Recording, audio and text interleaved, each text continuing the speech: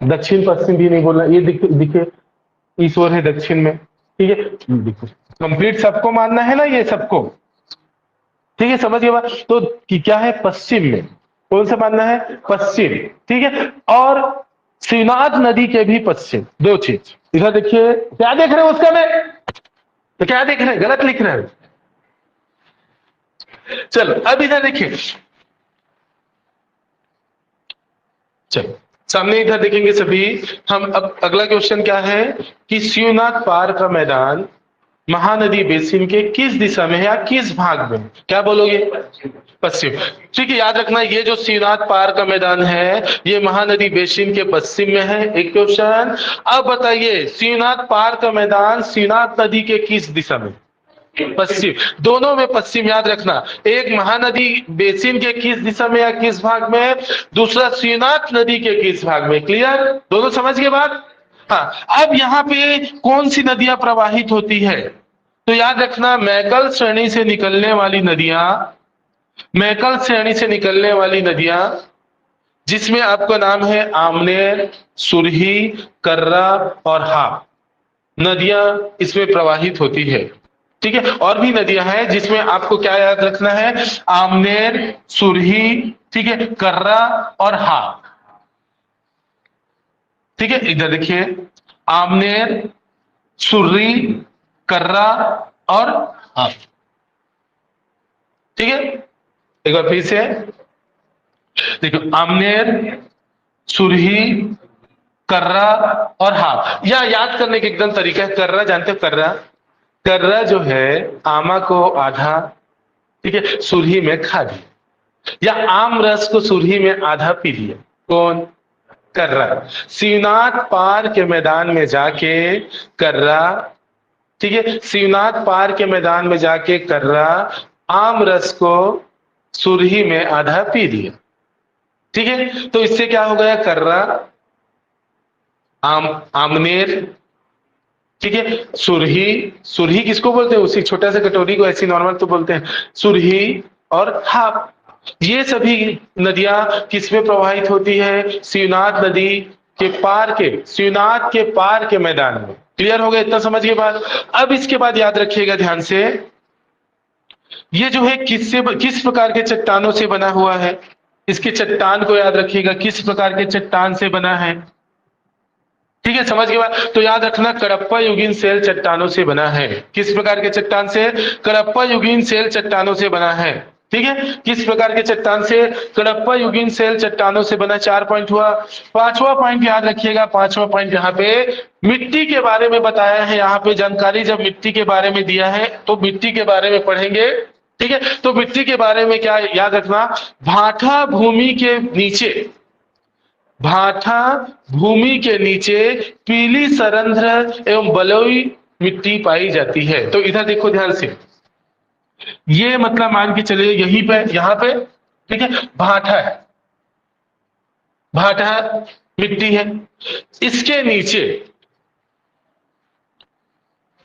1 और 2 पीली सरंध्र और बलुई मिट्टी पाई जाती है, सेंटेंस यही याद रखना। कैसे क्वेश्चन इधर देखो, महानदी, सॉरी, शिवनाथ पार के मैदान में, ठीक है, भाठा मिट्टी के नीचे पीली सरंध्र एवं बलुई मिट्टी पाई जाती है, कथन सही है कि गलत, क्या बोलोगे, सही, अभी सही ही बोल रहे, जो बोल रहा हूं उसको, समझ गए बात। दूसरा, इसे क्या कहते हैं, तो इसे मटासी और डोरसा के नाम से जानते हैं, किस नाम से, मटासी और डोरसा। अब मटासी किससे मिलकर बना है बताइए, सॉरी मटासी बोल रहा, डोरसा मिट्टी किससे मिलकर बना है, काली और लाल पीली मिट्टी, क्लियर हो गया, समझ के बाद।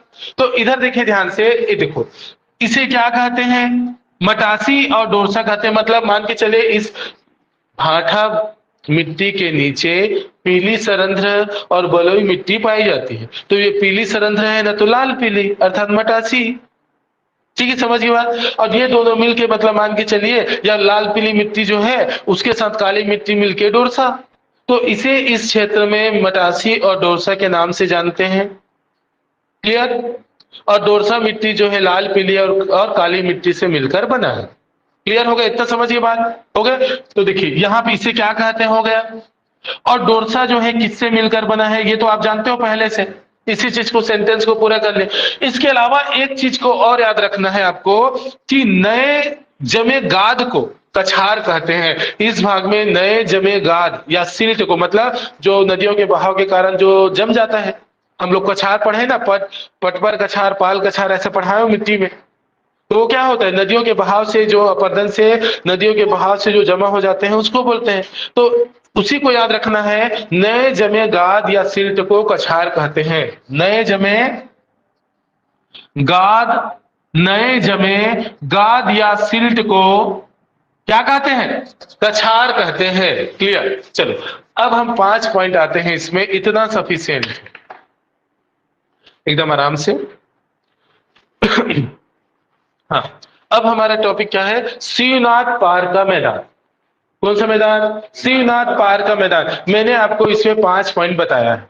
पहला, शिवनाथ पार का मैदान महानदी बेसिन के किस भाग में? पश्चिम। सही है। दूसरा आते हैं, शिवनाथ पार का मैदान शिवनाथ नदी के किस भाग में, किस दिशा में है? पश्चिम। 2 चीज हुआ, दोनों चीज अच्छे से याद रखना।